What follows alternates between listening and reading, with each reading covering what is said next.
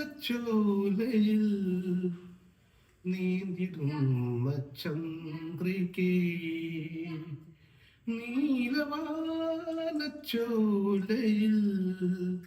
നീന്തിടും ചന്ദ്രികേ ഞാൻ രചിച്ച കവിതകൾ നിന്റെ മിഴിയിൽ കണ്ടുപോ വരാതെ വന്ന എന്റെ ദേവി നീലവാനച്ചോലയിൽ നീന്തിടും ചന്ദ്രികേ. അപ്പൊ നമ്മുടെ അച്ഛൻ അൺഎക്സ്പെക്ടഡ് ആയിട്ട് ഒരു പാട്ടൊക്കെ പാടിയിട്ടുണ്ട്. കിടിലൻ പാട്ടായെന്ന് തോന്നുന്നു.